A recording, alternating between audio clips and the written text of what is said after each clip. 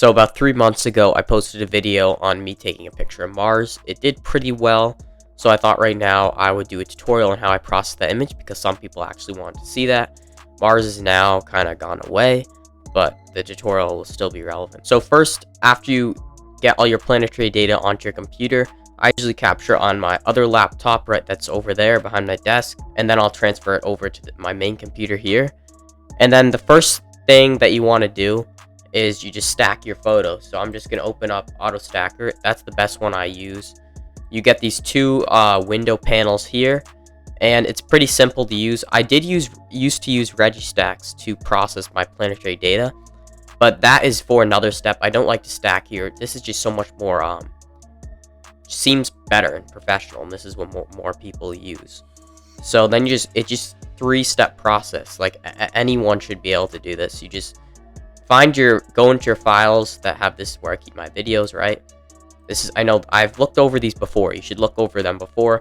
Find the best one where the atmosphere is the stillest. So this one has the best conditions. You open that up, and then you can see a preview over here. This is the frame slider, and the first thing you should do is analyze it. So that'll organize those frames from, I think it goes worst to best, right? So basically analyze the frames. It's done analyzing them, and then you get your quality graph here. It's pretty simple to read, basically I look at that and I can see, how in general over the course of the whole entire video how stable the atmosphere was. And so I was wrong. It actually orders the frames from best to worst. So look at the first frame here, the slider. The first frame here, look how clear that is. Like, look how clear that is for a frame. That's probably when the atmosphere was, a moment of still in the atmosphere. And that's why planetary cameras, you gotta capture them at such high frame rates so you can get those milliseconds of still atmosphere conditions. And then let's look at the last frame, and then compare that to this frame where it's just completely blurred out. You can't really see Mars there, just like a blur.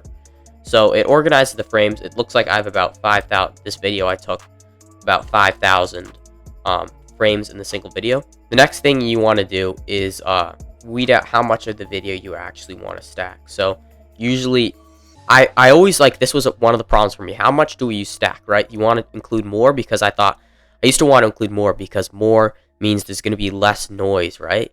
But also more means that you're including those frames that are messed up by the atmosphere. And actually, through experience, I found out that it's a lot more beneficial to do less than more frames. So you'll get a lot sharper image that way, and it'll just come at more detail, and you can reduce noise in different. As long as your camera's not absolute crap, you can reduce the noise more in Photoshop or Registacks. You can even reduce noise. So then you can click right here, and also it'll tell you right here. So there's the quality graph, and it obviously dips down towards the end. It's like common sense, right? 50 is nah. Even here, nah. I will go with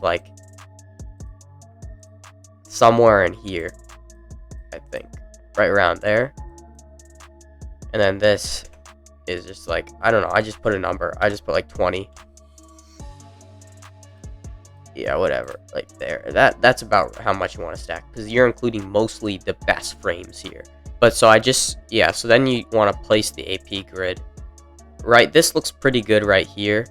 The only thing I would note with this is make sure they're not too small, the things, and there's not too many, because that'll take a long time to stack, and make sure they're not too little. So this looks about right, and you can adjust using the dials here, and this, if you click on that, it'll make them smaller at 48, a little bigger there, and then you can adjust here, more fine adjustments. So 32 is where I had it. So yeah, that's good. And then the next thing, you selected how many you want to stack.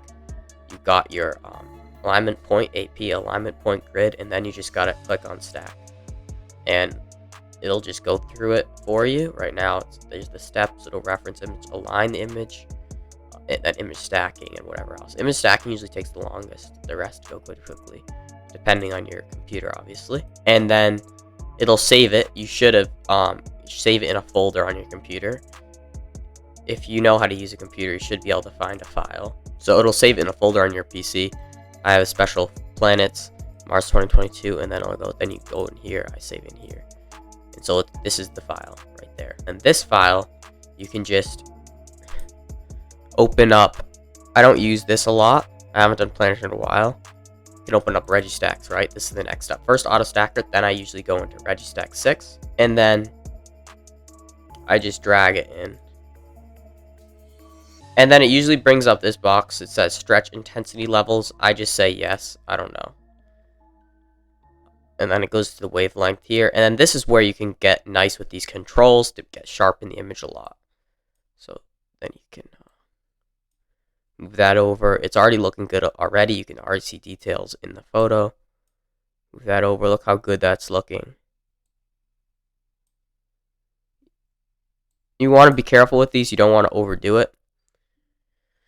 Usually I like to do the view zoomed in panel so I can kind of see, how much noise, how bad the coloring is and stuff like that.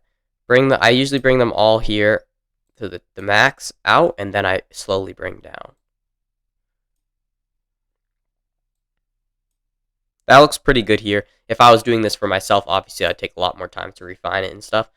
Yeah, so that looks pretty good. Okay, so then after that's done, you can go to like denoising, deringing. I like this one a lot. So denoise, you can view zoomed in.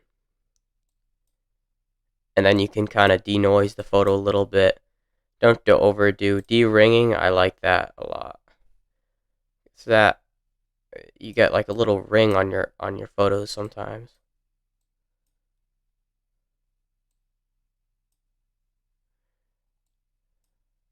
So that looks good. And then just play around with the sliders. That kind of softens. No, not too much. That looks good, and that looks pretty good, obviously, right there. That looks decent. RGB balance, you can do auto balance just to see what that does. And let me see. That doesn't look bad, actually. Do reset.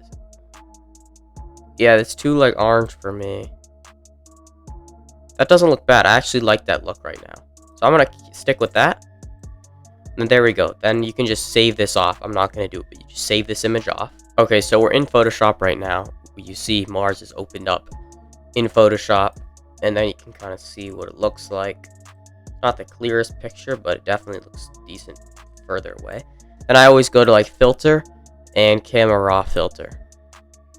Here I just do some more adjustments on it. And just basically after this point, it's mostly personal preference, how you want your photo to look, how saturated, you know what I mean. Don't mess with these things too much because contrast, leave it around there. Bring down the highlights a little bit, brings that detail up. Shadows down from the edges. Dehaze, a little clarity. A little clarity always is nice. Texture, you want to texture might be cool. That's looking good right there already. You can definitely see the polar ice cap and a lot of nice detail in the dust. And then vibrance, I like to play around with that. Vibrance. No, you don't want to make it look silly, bro. There we go. Look at how much better that looks. Then you can do other stuff, like you can create a new image, copy and paste, do like a little like a little filter over it, and then use the brush tool to kind of like dust out, like even make sharper certain areas of the planet. So you could just highlight certain areas like the ice cap and the dust here. But to me right now, this looks just looks just fine to me. It's a nice little picture of Mars. You can definitely see the polar cap there and a lot of nice detail in the dust and stuff like that. So that's how I processed my planetary image. It's really not that hard at all. You just kind of 3 steps. You just open it up in AutoStacker, stack it, then go into Registacks and sharpen it more. Those are 2 free softwares. And then just come into Photoshop or any other thing like GIMP or whatever these people use for the final step. Hope this video helps some people out there. And make sure to hit the like and subscribe. Until next time, clear skies.